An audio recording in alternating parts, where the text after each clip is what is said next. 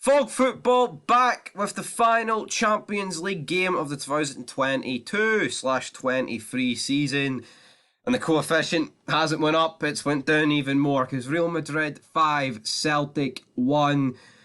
And the sad thing is, you would think a 5-1 pumping would be the worst game out of the 12 for the Scottish teams, Rangers and Celtic, but it's almost like in the middle, and that kind of just sums up how bad it is. Mostly all Rangers games being at the other side and the bad side of that, but Real Madrid, it was a very open game. Ange is always going to play the way he is. I mean, very high press immediately for Celtic, but pretty much straight away we've got Real Madrid. I mean, you can just see how quickly they turn possession.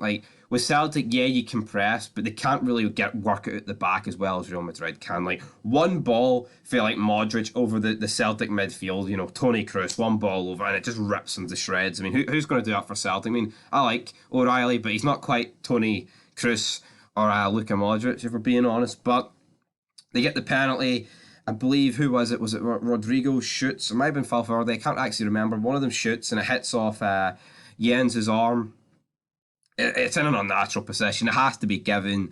It is given. Luka Modric steps up and basically straight away Celtic have got an almighty task. I mean, even if they go 1-0 up, they're still a pretty tough task. But you feel like if they go 1-0 up, Real Madrid may collapse. But not collapse, but once Real Madrid go 1-0 up, it's all over, really. Celtic need an immediate response to it, or just keep the game at 1-0 for quite a while, but it didn't really happen. We have a few chances for the left. Maeda whips a ball across Kyogo. He's stretching for it, he can't quite get on it, but that was kind of the story of the game. Celtic had chances, but more or less every shot was straight at Courtois.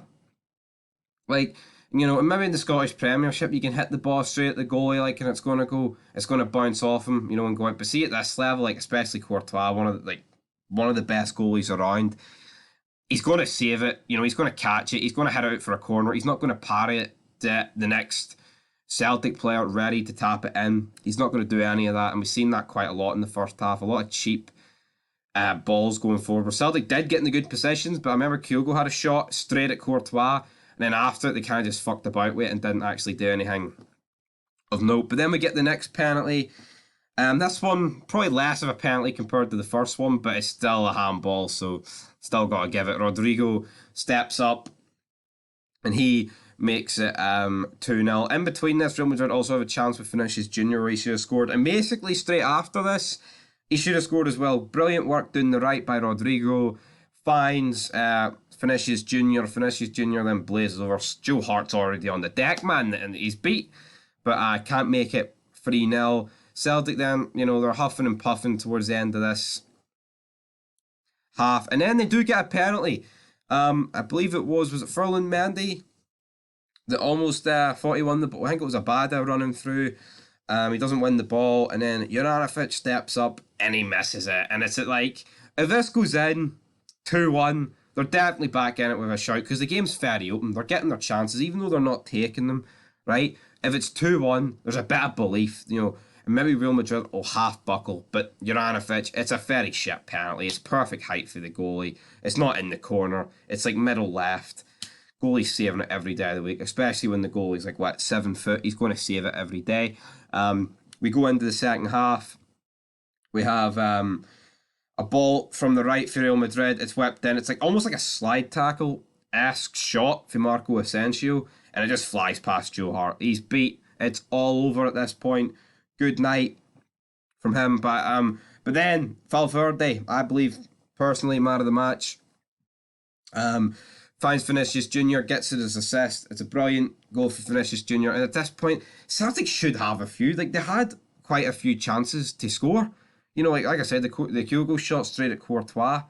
And there was a few ones where there was constant balls being whipped across, and they're just not getting they're not challenging Courtois, getting into so many good positions, and it's you can kind of almost see why Kyogo's not getting picked for the Japan team. I'm not saying there must be fantastic players that are worthy of getting picked above Kyogo, but he's missed so many chances. Could you really say that Kyogo is in form? Because he's missing a lot, especially in the Champions League. He couldn't hit a barn door. I know he scored against Livingston, but maybe the Japanese managers went, I'm not having any of that. But then he's picked Maeda, so that's interesting enough in that regard. But then Valverde makes it 5-0, and it's like, that's only the 71st minute. It could be a lot more. Good goal for Valverde. But then Celtic, they do get their consolation. Jota with pretty good free kick. You can't argue with it. Will that send the Celtic fans home happy, if they're not already bruised and battered from brawling with the Spanish police? But anyway, that's alright. It's alright because Rangers did it, so it's alright if the Celtic fans do it. Let's get it straight. No side should be doing it. Just because one side does it doesn't make the other fucking side right for doing it. For anything, right? Using that logic is completely retarded, right? So aye. Anyway, guys, till next time, Real Madrid 5, Celtic 1. The coefficient's in the bin. It's only going to get worse tomorrow as Hearts play Istanbul at 3:30. But aye, till next time. Peace.